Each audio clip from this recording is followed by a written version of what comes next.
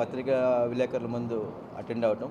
నా రాజ్యసభ వచ్చిన తర్వాత ఈ సమావేశం పెట్టడానికి కారణం ఒకటి, కార్యకర్తల్లో మా సోదరుడు నవీన్ చెప్పినట్టు చిన్న అసంతృప్తులు ఉన్నాయి లాస్ట్ 10 నెలల్లో అన్న దాని మీద ఒకటి మేము అందరం ఆలోచించుకుని పార్టీని బలోపేతం చేయడానికి ఎవరిలో ఏమైనా అసంతృప్తులు ఉన్నాయో వాటిని తగ్గించడానికి ఈ మీటింగ్ పెట్టుకున్నాం. అలాగే గ్రీవెన్సెస్, పబ్లిక్ గ్రీవెన్సెస్ కూడా ఏమున్నాయన్న దాని మీద ఇప్పుడు ప్రతి కాన్స్టిట్యున్సీలో ప్రతి ఎమ్మెల్యే ప్రతి బుధవారం నాడు కాన్స్టిట్యున్సీ గ్రీవెన్సెస్ చేస్తున్నారు. కానీ దీన్ని కొద్దిగా స్పీడ్ చేయడం కోసం ఈవేళ ఈ కార్యక్రమం చేయడం జరిగింది. నా వంతు కూడా పార్లమెంట్లో కానీ జిల్లాలో కానీ ఏమైనా నాకు జిల్లా మీద ఉన్న అవగాహన, నేను ఇక్కడ పుట్టి ఇక్కడ పెరిగి ఇక్కడే ఉద్యోగం చేసి ఉన్నాను, తర్వాత ఇక్కడ స్నేహితులు ఇక్కడ ప్రజలతో నాకు సత్సంబంధాలు ఉన్నాయి కాబట్టి ప్రతి ఊళ్ళోనూ నాకు విషయాలు తెలుసు. అంచేత నేను పర్సనల్గా ఇన్వాల్వ్ అవుదాం ఇక మీదట ప్రతి సమస్య విషయంలో కూడా అన్న ఉద్దేశంతో ఈవేళ రావటం జరిగింది. ఇక మీదటి నుంచి ప్రతి బుధవారం రావడానికి ప్రయత్నించి ఈ యొక్క సమస్యలు ఏమున్నాయి దాని మీద కన్సర్న్ శాసనసభ్యులతో మాట్లాడి మనం ఏం చేయగలం, చేయలేకపోతే రాష్ట్ర ప్రభుత్వం దృష్టికి ఏం తీసుకెళ్ళగలం, లేకపోతే కేంద్ర ప్రభుత్వం దృష్టికి ఏం తీసుకెళ్ళం అన్న దాని మీద ఆలోచిస్తాం. అలాగే రాజకీయ పరిస్థితులు డిఫరెంట్గా ఉన్నాయి. ఇప్పుడు మనం ఎన్డీఏ గవర్నమెంట్లో ఉన్నాం. కొన్ని సర్దుకోవాల్సిన అవసరాలు ఉన్నాయి. పిఠాపురంలో కానీ కాకినాడ రూరల్లో కానీ కొంత కార్యకర్తలు అసంతృప్తి ఉంది. కానీ ఈ అసంతృప్తిని కూడా ఒకసారి కూర్చోబెట్టి వాళ్ళతో మాట్లాడి ఈ రాజకీయ పరిస్థితులను కూడా మార్చడానికి ప్రయత్నం చేస్తున్నాం. ఈ ఇష్యూలో కూడా ఏంటంటే వాళ్ళకున్న అసంతృప్తిని ఏం చేయాలి, ఎలా చేస్తే ఉంటుందని చెప్పి ఇక మీదట నేను నవీన్ గారు రెగ్యులర్గా కూర్చుని డిస్కస్ చేసి ప్రజలతో నిర్ణయిస్తాం, రాష్ట్ర ప్రజలతో.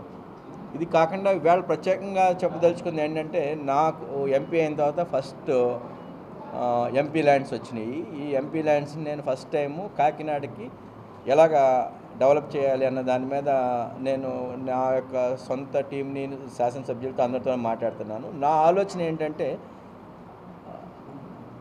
I want create separate entrepreneur డెవలప్మెంట్కి ఒకటి క్రియేట్ చేద్దాం అన్నది ఒక ఆలోచన. కలెక్టర్ గారితో మొన్న కూడా డిస్కస్ చేసాం.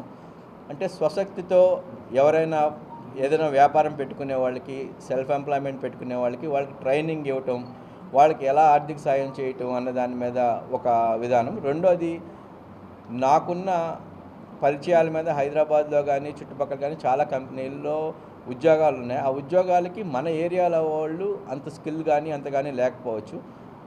వారి అవసరాలకి సంబంధించి ఇక్కడ వాళ్ళు స్కిల్ డెవలప్మెంట్ చేసి మన ఏరియాలో వాళ్ళకి ఉద్యోగాలు ఇప్పించాలన్నది ఒక ఆలోచన. ఈ రెండింటి మీద నా ఎంపీ ల్యాండ్స్ని కలెక్టర్ గారితో మాట్లాడి ప్రతి సంవత్సరం 1000 మందికి మనం ఉద్యోగాలు ఇవ్వగలమా కాకినాడలో అన్న దాని మీద మేము వర్క్ చేస్తున్నాం. దాన్ని ఈ 7 శాసనసభ్యులతో కూర్చొని మాట్లాడి, డిప్యూటీ సీఎం గారితో కూడా మాట్లాడి దీన్ని ఎలా ముందుకు తీసుకెళ్లాలన్న దాన్ని ఒక నెల రోజుల్లో ప్రణాళిక మీకు తెలియజేస్తాం.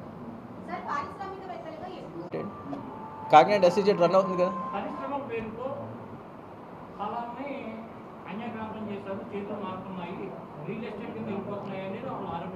ఎవరండి ఆరోపించింది? ఎవరు ఆరోపించింది? ఎవరు ఆరోపించిన వాళ్ళని అడగండి. సార్, భూములు కోల్పోయిన వాళ్ళందరికీ వారికి పరిహారం ఇవ్వటం జరిగింది. పరిహారం ఇంకా ఇవ్వడానికి సరిపోయిన వాళ్ళు ఎవరైనా ఉంటే వాళ్ళు మళ్ళీ కోర్టుకు వెళ్ళారు, వాళ్ళకి మళ్ళీ పరిహారం ఉంటుంది. సార్, ఒకటి మీరు ఆలోచించాల్సింది అంటే, ఏదైనా ఇండస్ట్రియల్ డెవలప్మెంట్ అయితేనే ఉద్యోగాలు వస్తాయి. ఇండస్ట్రియల్ డెవలప్మెంట్ అవ్వకుండా అందులో కొంత నష్టపోయే వాళ్ళు ఉంటారు. నష్టపోయిన వాళ్ళకి వేరే విధంగా మనం ఎలా చేయాలని చూడాలి తప్ప ప్రతిదానికి అది గుడి ల్యాండు, అది ఎస్సీజెడ్ ఇలా పేర్లు పెట్టుకుంటా ఉంటే మనం ఎప్పటికీ అభివృద్ధి చెందలేమని చెప్పి నేను అనుకుంటాను. మీరు పరిశ్రమలు పెంచాలి అన్నది రాష్ట్ర ప్రభుత్వ ఉద్దేశం. ఈ పరిశ్రమలు పెంచడానికి కొంతమంది భూములు కోల్పోవాల్సిన అవసరం ఉంది. కానీ ఈ భూములు కోల్పోయింది 15 ఏళ్ల క్రితం, ఇవాళ కాదు. 15 ఏళ్ళ నుంచి మీరు అదే మాట్లాడుతున్నారు. 15 ఏళ్ళలో ఆ ఎస్సీజెడ్లో ఎన్ని మందికి ఉద్యోగాలు వచ్చినాయి వాళ్ళ గురించి మీరు మాట్లాడండి. అక్కడ మూడు ఫార్మాసిటికల్ ప్లాంట్లు వచ్చినాయి. ఎంతమందికి ఉద్యోగాలు వచ్చినాయి? ఆ ఉద్యోగాలు వచ్చిన వాళ్ళు మన జిల్లా వాళ్ళు ఎంతమంది ఉన్నారు? ఇది ఎలా జరిగిందన్న దాని గురించి మాట్లాడుకుంటే పాజిటివ్ దాంట్లో మాట్లాడదాం. ఎందుకంటే ప్రతిదీ క్వశ్చన్ చేసుకుని నెగిటివ్గా వెళ్తూ ఉంటే మనం డెవలప్మెంట్ చేసుకోలేమని నా ఉద్దేశం. ఎవరిది తీసుకుంటున్నారో ఏంటనేది కలెక్టర్ గారు నాకు ఇంకా వివరించలేదు. నేనేమి ల్యాండ్ తీసుకుని నా ఇంటికి రాయించుకోవట్లేదు. నేను మీకు అర్థం చేసుకోవాల్సింది అంటే, రాష్ట్రంలో ఇప్పుడు దాకా నాకు ఆంధ్ర క్రికెట్ అసోసియేషన్ కింద 13 జిల్లాలు, పాత 13 జిల్లాలు ఉన్నాయి. 13 జిల్లాల్లో సొంత గ్రౌండ్లు ప్రతి జిల్లాకి ఉన్నాయి. కానీ కాకినాడ జిల్లాకి, ప్రకాశం జిల్లాకి మాత్రం సొంత గ్రౌండ్లు లేవు.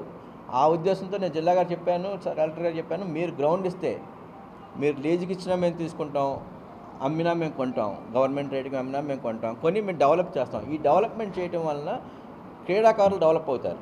నేను 1994 నుంచి 2009 వరకు ఈస్ట్ గోదావరి క్రికెట్ అసోసియేషన్ సెక్రటరీగా వర్క్ చేసినప్పుడు ఇది మేము DSA ground, medical college ground ఇలాగే డెవలప్ చేసాం.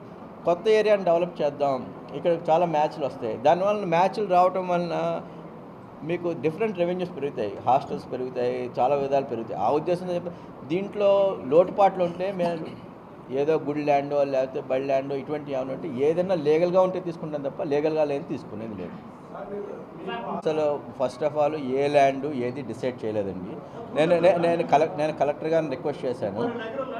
సరే లేదు లేదు చెప్పేది నండి ఒకసారి మీరు దీన్ని ప్రతిదాన్ని సమస్య కింద మాట్లాడకుండా నేను విషయం చెప్తాను. దాని గురించి నేను కలెక్టర్ గారిని అడిగాను. కాకినాడలో ఒక 20 ఎకరాలు ఇస్తే ఆంధ్ర క్రికెట్ అసోసియేషన్ నుంచి ఫండ్ ఇచ్చి మేము క్రీడలు డెవలప్ చేయడానికి రెడీగా ఉన్నాం అని చెప్పారు.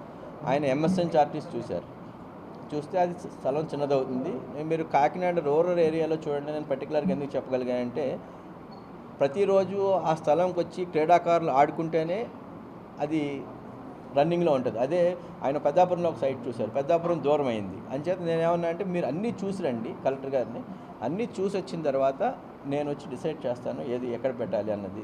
ఇది దీనికి రాజకీయానికి సంబంధం లేదు. ఇది యాక్చువల్గా టోటల్గా ఆంధ్ర క్రికెట్ అసోసియేషన్ మా సొంత డబ్బులతో ఇక్కడ డెవలప్ చేసేది.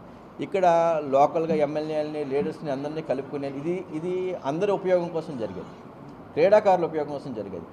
ఆ రోజున కలెక్టర్ గారు ఎమ్మెల్యేని తీసుకెళ్ళి తెలుగుదేశం వాళ్ళకి వివరించాలంటే నాకు తెలియదు.